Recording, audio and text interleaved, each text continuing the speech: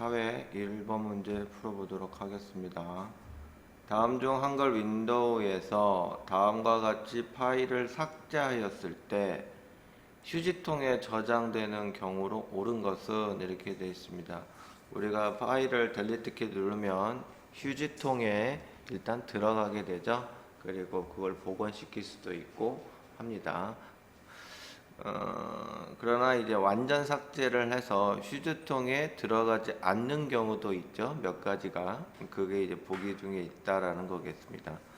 1번 해당 파일의 바로가기 메뉴에서 삭제를 선택하여 삭제할 경우 Shift 델리트 키를 이용하여 C 드라이브에 저장된 파일을 삭제할 경우 네트워크상의 다른 컴퓨터에 있는 파일을 삭제할 경우 USB 메모리에 저장된 파일을 삭제할 경우, 즉 완전 삭제하냐 아니면 휴지통에 들어가는 파일이냐, 두 가지로 구분해 주시면 되겠습니다. 정답은 1번이죠. 2번, 3번, 4번 같은 경우에는 완전 삭제해서 휴지통에 보관하지를 않습니다. 우리가 보통 흔하게 파일을 삭제할 경우에만 이제 휴지통에 들어가죠. 그러면 그것은 이제 보관할 수 있고 뭐 이렇게 되는 거죠. 그래서 휴지통에 보관되지 않고 완전히 삭제되는 경우에는 휴지통을 비우기를 한 경우, Shift 델리트를 삭제한 경우, 같은 이름의 항목을 복사 이동 작업으로 덮어 쓴 경우, 파일 탐색기에 홈, 구성, 삭제해서 완전히 삭제로 삭제한 경우, 플로피 디스크나 USB 메모리, 도스 모드, 네트워크 드라이브에서 삭제한 경우, 휴지통 속성에 파일을 휴지통에 버리지 않고 삭제할 때 바로 제거 선택한 경우, 이때는 휴지통에 보관하지 않고 완전히 삭제하는 경우다 라는 거죠. 정답은 1번입니다. 2번 다음 중 연속적 소리 신호인 아날로그 신호를 일정한 간격으로 측정하여 그 값을 디지털화 시키는 작업, 이것이 옳은 것은 이렇게 되어 있습니다. 그래서 아날로그 신호를 디지털 신호로 바꿔주기 위한 작업, 이것을 하는 건데요. 이게 뭘 하냐? 샘플링 한다 이렇게 얘기를 합니다. 그래서 아날로그 신호를 디지털 신호로 변화시켜 주는 것을 이제 샘플링 한다 이렇게 되는 거고요. 시퀀싱이라는 것은 이렇게 화면상에 보이는 음악이라든지 뭐 영화라든지 해서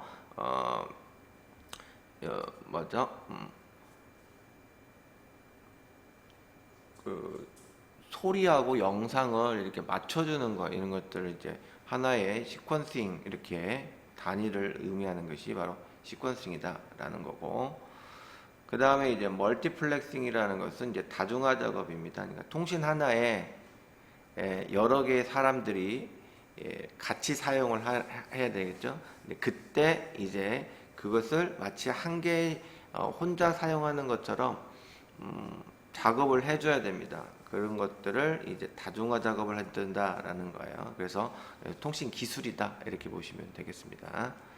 그 다음에 이제 디더링이라는 것은 그 해상도를 초과하여 이미지를 빈 공간에 생기는 결점을 보완해주는 이런 기술, 이런 것을 이제 디더링 이렇게 얘기합니다. 그래서 소리는 이제 잡음 데이터를 좀 추가해 준다거나, 그래픽 작업에서는 방금처럼 이렇게 결점을 보완한다거나 이런 것들을 하는 게 이제 디더링 이렇게 얘기를 하는 거죠. 정답은 2번입니다. 3번 다음 중 컴퓨터 네트워크에서 각 사이트를 물리적, 논리적으로 연결해주기 위한 네트워크 장비로 옳지 않은 것은, 네트워크 접속 장비가 기냐 아니냐 요것만 일단 알아도 문제는 풀리겠죠. 라우터, 브릿지, 리피터 이런 것들은 네트워크 접속 장치죠. 그죠? 그러나 이제 패킷은 네트워크 장비가 아닙니다. 패킷은 네트워크를 통해 전송하기 쉽도록 다른 데이터의 전송 단위가 패킷입니다. 그래서 우리가 1000bps 그러면 1초 동안에 1000개의 비트를 보낼 수 있는 이런 속도 단위다라고 하면 1패킷은 1024 바이트를 보낼 수 있는 단위가요. 그래서 1초 동안에 뭐 1패킷이다. 그러면 1초 동안에 1024 비트를 데이터를 보낼 수 있는 이런 패킷 단위다라는 거죠. 그래서 전송할 데이터의 그 전송 단위 이걸 패킷이라고 하지 이제 네트워크 장비라고 하지는 않습니다. 그래서 2번, 3번, 4번은 네트워크 장비, 1번은 그 데이터 전송 단위 이래서 1번이다 라는 얘기입니다. 4번 한글 윈도우에서 다음 설명에 해당하는 것은 확장자가 LNK 파일이다. 그러면 금방 알 수가 있죠. 그죠? 해당 프로그램을 찾아서 실행하지 않고 바탕화면에서 바로 실행할 수 있도록 도와주는. 그 다음에 삭제 시 해당 프로그램에는 영향이 없고 아래 그림 아래 화살표가 표시된 거 이것을 뭐라고 합니까? 네, 단축 아이콘 이렇게 얘기를 하죠. 네, 그래서 1번이다 라는 거죠. 작업하고자 하는 프로그램 또는 웹을 보다 빠르고 간편하게 실행시킬 수 있는 기능 이것이 이제 바로가기 아이콘 이렇게 얘기합니다. 바로가기 아이콘, 단축 아이콘 이렇게 얘기하는데요. 지금 단축 아이콘으로 표현된 것은 아주 옛날 문제라는 겁니다. 바로가기 아이콘은 윈도우 10버전에서 나오는 아이콘으로 명칭이 바뀌었죠. 5번 다음 중 CPU에 관한 설명으로 옳지 않은 것은 CPU의 성능을 나타내는 단위 중 1밉스, 밉스는 1초 동안에 100만 개의 단위의 명령어를 연산하는 것을 의미하는 단위이다. 연산장치는 산술연산과 논리연산을 수행하는 장치로 가상기, 보수기, 누상기 등이 구성된다. 제어장치는 컴퓨터의 모든 동작을 지시, 감독, 제어하는 장치이다. 시스크는 범용 마이크로 프로세서의 명령 세트를 축소하여 설계한 컴퓨터 방식으로 주로 고성능의 워크스테이션이나 그래픽용 컴퓨터에서 사용한다.